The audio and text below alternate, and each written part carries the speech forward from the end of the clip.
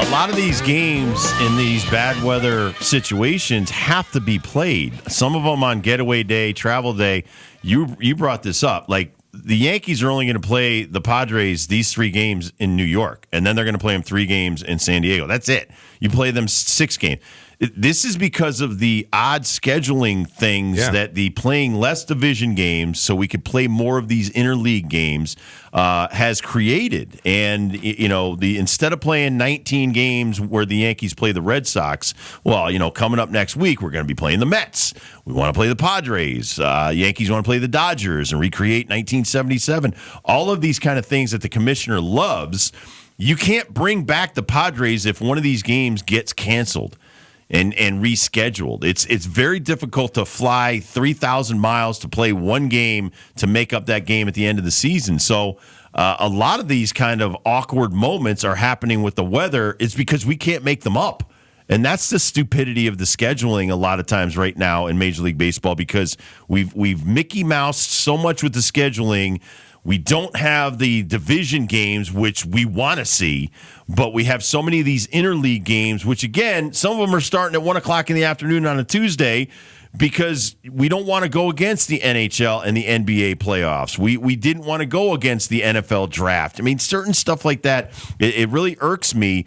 Because the players, and here's the thing, the players have to agree to do these games. I was going to bring this up to you. This is part of the collective bargaining agreement, and they're stupid enough to say, okay. I know. I think this is a players' association situation right now. I think that a lot of these things after the collective bargaining agreement with the new schedule of the AL and NL matching up with these interleague series is what a phrase that my college administrative, athletic department friends say. Unintended consequences. This is an unintended consequence of having the Padres come to New York City for a one-off series. I'm cool with interleague, man. I like it when the Yankees play the Mets. When my Cubs play the White Sox, that's an awesome series. Can't wait till that happens here coming up. But I don't need my Cubs playing the Oakland A's. I don't need Cubs-Yankees. I don't need Judge all over the place in the ballparks. I don't need Shohei all over the place in the ball. If you want Shohei, Judge in each other's ballparks, maybe you get a World Series. Guess what? You got one last year. So that's the way it happens. I think, and I'm a hater of this interleague stuff, so when I see a little crack in the armor like I'm seeing with this Padres-Yankees series, I'm all over it, man. I want the Players Association to get mad about it, too, because I want the interleague stuff to stop, and this is a good reason why to do it. Okay, so we've got a doubleheader today between the Cleveland Guardians and the Washington Nationals. Everybody's interleague there. Tuesday. Who cares? How many people are at that game not right only now? Exactly. So not only were there not going to be a lot of people at the night game tonight, but now because we couldn't play yesterday on Cinco de Mayo, hey, now we've got this early Wago, as we would call it, Spanish for game. Early Wago, guys. So wake up, get to the ballpark, play this game. Boom. It's 2-1 right now with the Guardians and Nationals. There's probably a couple thousand people that are gamers that wanted to be here, but nobody else cares. Kids are not out of school yet. The kids still have a couple more weeks of school. So this is the ridiculousness of these scheduling things, because the Guardians aren't coming back to play the Nationals if one of these games has to be made up. So now let's squeeze in a Tuesday doubleheader to make up for losing the night game last night. Yeah, and it's going to happen all over the season. And it is a situation like I was thinking last night. And the reason I'm keen on this, because I got to deal with the Yankees and baseball weather every single day of my life. It's always been a curse. But to know that these situations usually have some kind of back end out, whether it is creating a doubleheader or getting a mix of out inside that 20-game window, because you always bring this up too. You cannot, as a Major League Baseball player, play 20 straight days. After 20, you have to have a day off. So that adds some conflict to the schedule as well. But with this, and it being a West Coast team, that's another factor here, is when you have to fly 4 hours one way or another, to squeeze that in somewhere is such a detriment to that team that has to do the travel. And if you're going to do it, I don't know, let's wait to the end of the season, like October. Like, that's going to set that team up to fail if they're in any kind of 3-game series in the playoffs. So I just think there's a lot of bad things with this, and all you're getting, so a couple of Yankees fans or Padres fans that live in New York City can wear their Tatis jersey to the stadium. By the way, God bless all those people that were out there last night, tonight, and they're going to be there this weekend. Gamers, man. I mean, there were people They put the tarp on the field, I would say at like 6:20, and it didn't come off till about 7:30. I was watching it live, so they had one 25-minute delay and one 30-minute delay last night in that game. So And there were people that were there the entire time, sitting there in the rain with plastic on top of it, just bearing it so they can get their Yankees Here's game another in. thing, though. When it's usually 30 minutes or 45 minutes, the guy who was pitching, and this is Rendon, for his credit, he stayed in there. Usually All you those wouldn't players, risk dude. injury Yeah. to a guy, because here's what happens. Oh, that's it's another like thing. 75, 80 degrees, but it's very humid last night, and it was very humid today. I'm sure you felt it outside. You go from that to going inside where you're sweaty. You're going to throw on dry stuff, but it's cold as hell because it's like 65 degrees in the air conditioning. Yeah. So now you go in there, you're freezing your you-know-what's off, and you're like, okay, now go back out there where it's like now you get hit like you're getting thrown into a sauna. So there's a lot of differences to and little things that go on in these rain delays that, oh, yeah, let's just stop the game for 30 minutes until Mother Nature stops. Okay, let's start playing. No, let's stop. Let's get a guy up in the bullpen. Okay, we got a rain delay. Let's sit him down. I mean, all of this stuff, this is why, whenever I hear about injuries and stuff like that, this is some of the underlying things that cause these injuries. Because you're not getting rain delays in a basketball game or hockey unless you get bad ice. You're only getting this, and very rarely in football, because you'll play through inclement weather in football, which sucks if you're a football player. I hate But it. baseball, they shut you down when they put that tarp on there, and they usually are going to wait a certain amount of time. Now, I'm glad you brought up player safety, because this would be the number one wedge situation I would use against Major League Baseball if I was in the Players Association. There were a couple plays last night, like Belly's trying to run one out at first, and he's doing that stretch thing that Casas just And did. right after Casas blew out his I know. I patellar was thinking tendon. about that the entire time I'm watching him run. And then, shout out to the fans, but shout out to these players, dude. There's some ball players out there that I saw last night. Arise, like there's dudes that get it. Like, I don't care if it's raining. It can't put this on even Bellinger. I thought Bellinger played great. Here's when it's dangerous, because so many guys are 95 to 100 now, and these guys are up there. When I see I see the beads of rain dripping off a helmet, I'm like, shut it down. Because if that bead is there when that dude throws 100 right at you and you can't get out of the way, that is because you had to push to keep playing that baseball game. That's when it becomes dangerous. So you broke your wrist in a rain game. I was in Pittsburgh. It was raining, and it was raining pretty hard when I came in the game. Had a runner on second, threw a pass ball. Kevin Young, 6'4", 220, first baseman for the Pittsburgh Pirates, did it again. And Joe Oliver missed it again because it hit the ground, slid by him. Now he runs over. So it's a pass ball. So it's a pass Weather ball. probably Right. was a factor. Oh, 100%. Yeah. So he honestly, normally that guy would have scored and it would have been the tying run. I knew it's the winning or tying run at third on the pass ball. He slides to grab the ball and makes a great slide. And you're covering. And I'm covering home. Yeah. And literally, because I know he's the tying run, I do something that I should not have done. I basically sat in front of the plate. I was not going to let Kevin score. He goes left. I catch it over my right shoulder. I throw it around. You could see the video because it was actually an ESPN game.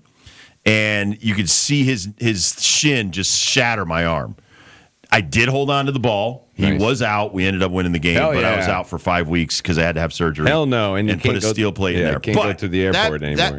And that moment was like, listen, as it's raining, like you said, I'm a New Englander. I loved it. I was like, man, this is great because that guy does not want to be out here. Right. It's raining. Dibble's crazy. He could throw a slider at my head and it's going to break for a strike and you're going to bail out of the way.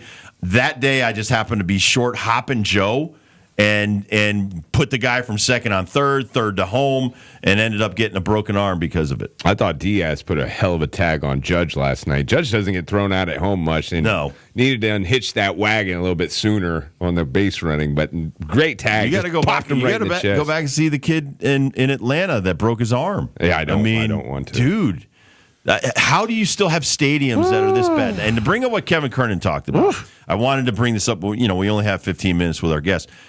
Every stadium back when I played, some were wood fences like Riverfront, had no padding. You could go to Philly. Philly had a plexiglass top and a padded bottom. So if it hit the plexiglass, it was like a hockey game. Do you remember this in Philly at Veterans Stadium? It was ridiculous. Trust me, it was. There were so many stadiums that were so stupidly built, but you had to go and take balls if you're the opposing team off of these walls because you didn't know how the ball was going. You go to Wrigley, there's ivy. Sometimes it bounces out. Sometimes it sticks in the ivy. And it's brick on the other side. That's right. It's got corners. It can pop anywhere. Your own Andre Dawson. You could look up the video. Andre goes back against us. He's in right field. We're right there in the bullpen. He hits his head, which almost knocks him cold. The ball hits the wall and hits him in the head. So it was like a double whammy. And he played there 81 times a year. We have that baseball card somewhere, too. That exact moment that happens. Hawk doesn't get embarrassed much. It's awful for him, but our guy keeps running because he's like KO'd. Hell yeah. Why wouldn't you? Now, you were at the 2008, or you were covering I was at the World Series between the Rays and the Phillies. Absolutely torrential downpour during the game, and they kept playing because it's a nationally, worldwide televised game. We paid the caterer. Yeah, we can't cancel the wedding, and so there were so many like huge water spots on the infield, and you know how meticulous Major League Baseball fields are, right? They have great drainage, whatever. This is a newly built stadium, and there was such a lake around second base. I can't remember who slid into second base, looked like he was sliding into a pond, and they're like, "Okay, that's it. Put the tarps on."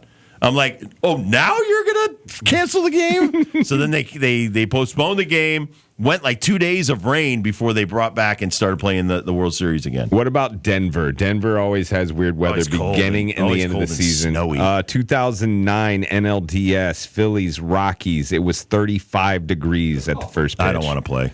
Me either, man. That's way too cold. Done with that. There's a lot of cold games. You know how many Aprils we played at your stinking Chicago? Oh, that's the wind, though, too. That's not much snow. That's just wind. Coming off of it. What lake is over there? Lake Michigan. Lake Michigan. And it was just, it's the windy. And you're as a player, like, you know what? I hate the windy city. This sucks. Why do I want to be sitting there? But you know what? Your crowds would sell out. I do want to give a shout out to the San Francisco Candlestick people, whether they're football fans or baseball fans.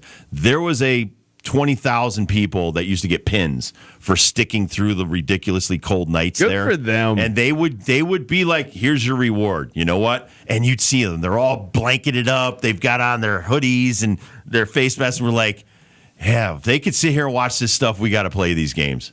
And honestly, it was fun. I've read this 1996 Cardinals-Braves game that has its own Facebook page, and the Facebook page is I Survived the July 1996 Cardinals-Braves game. Like, that's the name of the page. There's a whole community around this game of these idiots that stuck around. I can't believe how many Marlins. My last active year was 96. I was hurt most of the year with the Marlins, and those rain delays were insane. You know, torrential rain in Florida and stuff like that. And it was at Joe Robbie Stadium, which is where the Dolphins played as well. And you kind of wait in Florida. Florida is like, you could see the radar and maybe, but then it could be completely clear and sunshine within 20 minutes. The thing is, you come back and it's so humid you can't breathe.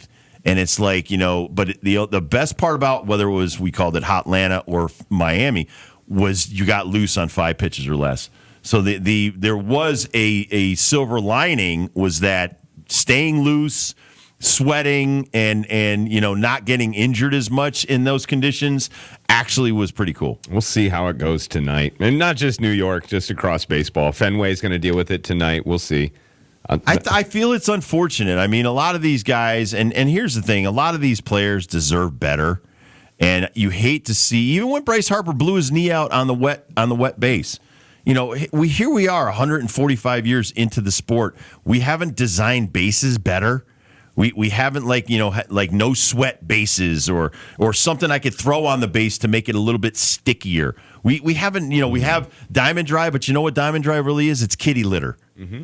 Let's go throw some kitty litter on the baseball field. Think about that. Baseball's always like 20 years behind everybody else's norms when it comes to taking care of a baseball field. I am thinking about this. I like this idea, like a little thing you can sell every baseball stadium to put around their bases. It's like a weather guard. Trickle down.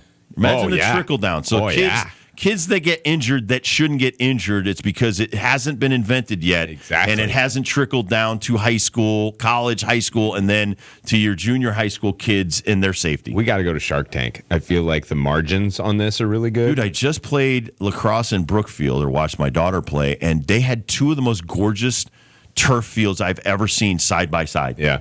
Every high school should have that. Every high school. Honestly, Southington has it now. I didn't have when I played, but now you got, and you could play so many different things on there. I think almost everybody should have, if they can afford it, have a turf field. I'm going to for work safety. on these baseball covers or these bases covers. Bases? I don't know. We need a catchy name for them. I just feel like they're going to sell everywhere. I know. Here's the big thing with the base. I'm going to bring in a big league base, the one I got from Chris Bryant's thing, where they've roughed it up. You know how you rough up like an edge where you're going to paint? Yeah. They've roughed up the bases because, okay, that'll make it stickier. Well, these guys still wear those rubber cleats that are still going to slip on that. I literally think if we have spider tack in a can that we spray on it and just call it base tack, boom, done. Millionaires. There you go. Moving on. Gazillionaires. All right, we'll take a quick break. We'll come back. Athletic Director Extraordinaire from the University of Connecticut, David Benedict, joins us with his weekly hit. We'll be right back with David Benedict.